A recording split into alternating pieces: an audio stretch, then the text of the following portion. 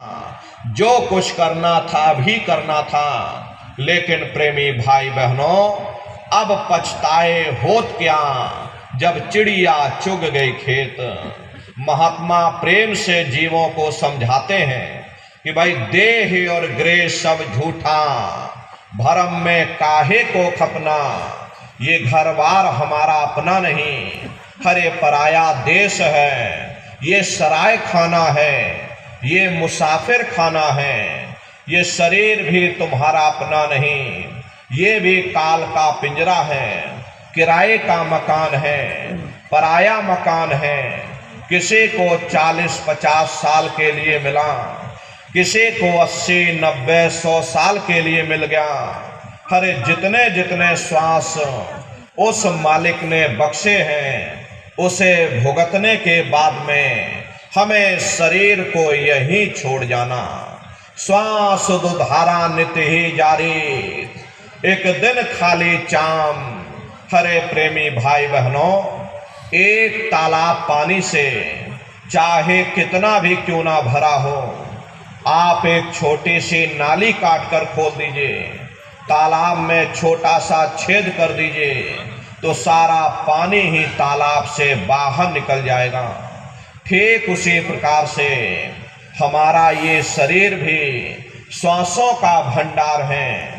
जब तक श्वासों का भंडार जारी है, हम दुनिया के काम काज में फंसे हुए, दुनिया के कारोबार में उलझे हुए, लेकिन जिस वक्त ये श्वासों का भंडार खाली होगा, हरे टेलीफोन खड़क जाएंगे, तार पहुंच जाएंगे, संदेश पहुंच जाएंगे, सब रिश्ते नातेदार, सब कुटुंब परिवार वाले, सब अड़ोस पड़ोस वाले मिनटों सेकंडों में इकट्ठा हो जाएंगे।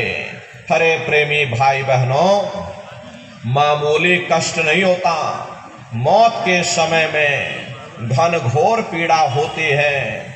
सहजो बाई ने उस पीड़ा को बयान किया कि सहजो मौतें आईया, अंगे अंग दिया तोड़, और हिया जरे छाती फटे, उठे पीर घनघोर। गुरु महाराज सत्संग में फरमाते थे कि जैसे 1 लाख बिच्छू एक साथ मिल करके हमारी जिस्म पर डंक मारे, उससे भी लाखों करोड़ों गुना ज्यादा मौत के समय में दर्द होता है। जब मृत्यु आती है तो किस तरह से प्राण निकलते, प्राणों के निकलने की क्या प्रक्रिया होती है, जरा उसे भी आप लोग समझ लीजिए। देखो प्रेमी भाई बहनों, जैसे संसार में महाप्रलय आती, महाप्रलय के समय क्या होता, सबसे पहले पूरी पृथ्वी ढह जाती, ये पृथ्वी पानी में घुल करके पानी बन जाती है। मानव सृष्टि की प्रलय एक बड़ी कयामत है और शरीर की प्रलय एक छोटी कयामत है। तो जैसे ही मौत आती है, सबसे पहले गुदा चक्र टूटता है, सिमटत भास श्वास उठ जावे, और प्राण पति जम सिमट समावे, उस समय हमारी श्वासें रुक जाती, शरीर की चेतना पीछे सिमटने लगती।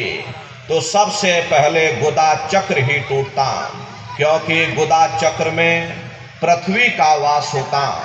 गुदा चक्र टूट करके ऊपर इंद्रिय चक्र में समा जाता, इंद्रिय चक्र में जल का वास होता, यानी जल ने पृथ्वी को घोल दिया। फिर जब इंद्रिय चक्र टूटेगा तो नाभि चक्र में समा जाएगा, नाभि चक्र में अग्नि का वास होता, यानी अग्नि ने फिर जल को सुखा दिया। ये नीचे से सिमटाव होता है, नीचे से ऊपर की ओर सिमटाव होता। फिर जब ये नाभि चक्र टूटेगा तो हृदय चक्र में समा जाएगा, हृदय चक्र में वायु का वास होता, यानी वायु ने फिर अग्नि को अपने में समाहित कर लिया, और इस तरह से वायु आकाश में उड़ गई। ये आंखों की पुतलियां पलट जाती हैं, मुंह खुला का खुला रह जाता। महात्मा कहते हैं कि जब यह कर्म कलाई उपजावे और बुद्धि सूरत की आन दबावे, जब यह जीवात्मा पांचों तत्वों को लांग करके जल पृथ्वी अग्नि वायु आकाश पांचों तत्वों को लांग करके ऊपर आती है तो काल दाढ़ में आन दबानी, और जब ढर के नैनन से पानी, जब काल अपनी दाढ़ में दबाता उस समय नेत्रों से पानी निकलता, इंद्रियां टूट टूट करके चकनाचूर हो जाती, सब रिश्ते नातेदार खड़े रह जाएंगे, डॉक्टर वैद्य हकीम सब आपको घेरे रह जाएंगे, लेकिन आप अपनी पीड़ा को उस समय अपने मुख से बयान नहीं कर पाओगे, सिर्फ आपके नेत्रों से अश्रु टपकेंगे। हरे यमदूत आते हैं, प्राणों की डोरी को तोड़ देते और जीवात्मा को खींच करके इस शरीर से बाहर कर दिया जाता, और जैसे ही जीवात्मा शरीर से अलग हुई ये शरीर आपका मिट्टी हो जाता।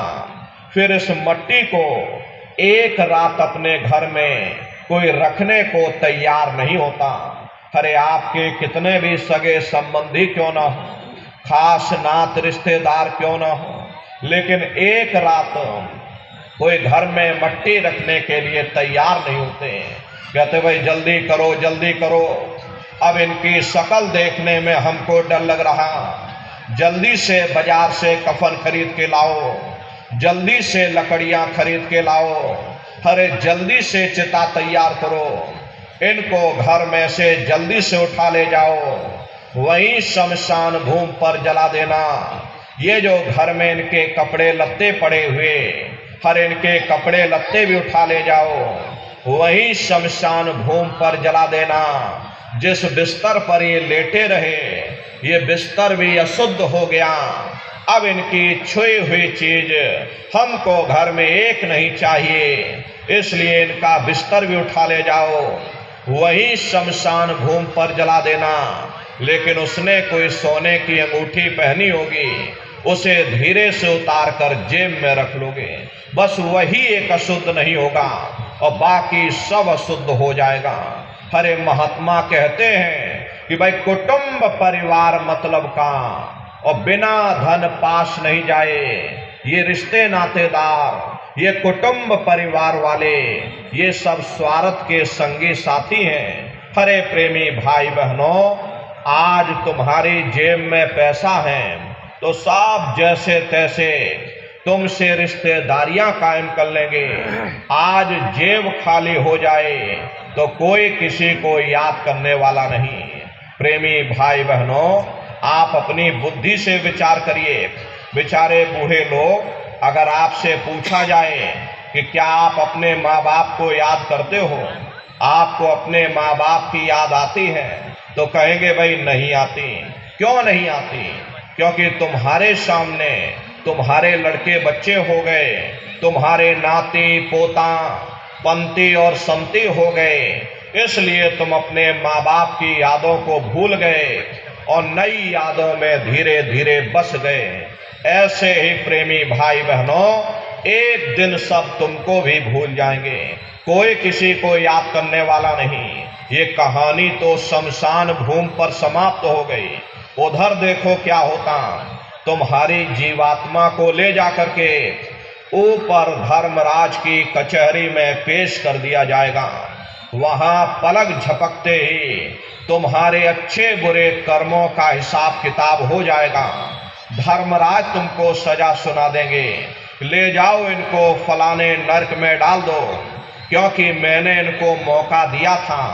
जब ये माँ के घर में उल्टे लटके हुए थे, उस समय इन्होंने मुझसे प्रार्थना की थी कि हे मालिक, मुझे एक बार मौका दे दो, मुझे एक बार मनुष्य शरीर दे दो, हम भजन करेंगे, भक्ति करेंगे, हम अपनी जीवात्मा का कल्याण करेंगे।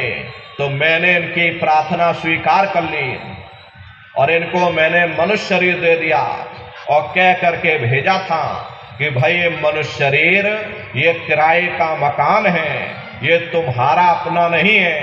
अगर ये तुम्हारा अपना होता तो हमेशा तुम्हारे पास रहता। ये तुम्हारा अपना नहीं, ये मैंने तुमको कुछ समय के लिए किराए का मकान दिया। हाँ, तुम अपनी जीवात्मा को मेरे किराए के मकान में बैठा करके और मालिक की भक्ति करके अपनी जीवात्मा का कल्याण करा लेना। मैंने कुछ समय के लिए तुम सबको ये किराए का मकान दिया है। जब समय पूरा होगा मैं अपने सिपाहियों को भेजूंगा, उस समय पर तुम मेरे मकान को खाली कर देना।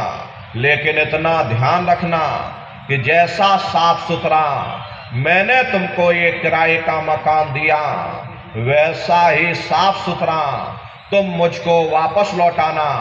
लेकिन इस किराए के मकान में बैठ करके इन्होंने अच्छे बुरे कर्म कर डाले। मेरे किराए के मकान को इन्होंने अपने कर्मों से गंदा कर दिया, इसलिए कर्मों की सजा इनको मिलेगी। ले जाओ इनको फलाने नरक में डाल दो। अरे महात्मा कभी झूठ नहीं बोलते।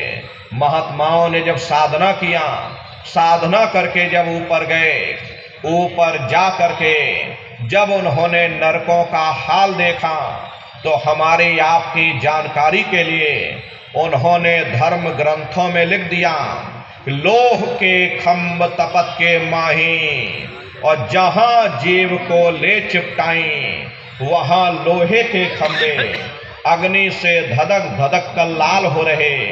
ऐसे खोटे जीवों को उन खंभों में चिपटाया जाता। जीव हाय हाय करके तड़पता है, तड़फ तड़फ जीव जुलम बुखारी, और तपत खम्भ दुखी उपजे भारी। असहनी वेदना होती, असहनी दुख दर्द होता, जीव वहां रोता चिल्लाता रहता। वहां कोई तुम्हारी पुकार सुनने वाला नहीं, कोई तुम्हारी दर्द भरी आवाज को सुनने वाला नहीं। हरे नर नारियों, ये दुर्दशा क्यों हो गई? क्योंकि हम लोग मनमुखी हो गए, मन के कहे पर चलने लगे। मन के कहे पर चल करके अच्छे बुरे कर्म करने लगे। कर्मों का ये जखीरा अंबार के अंबार हमने अपने सिर पर लाद लिए, आज उन्हीं कर्मों का भोग पा रहे। हरे महात्मा कहते हैं कि भाई नर के अनेक अन्योर हैं, कह लग कहूँ बखान, दुख भोगते यह जीव जो, जाने जो भोग समान। कहते भाई एक नरक नहीं, ऐसे वहां अनेकों अनेक नरक बने हुए, अलग अलग खोटे पाप कर्मों के वहां पर अलग अलग नरक बने हुए।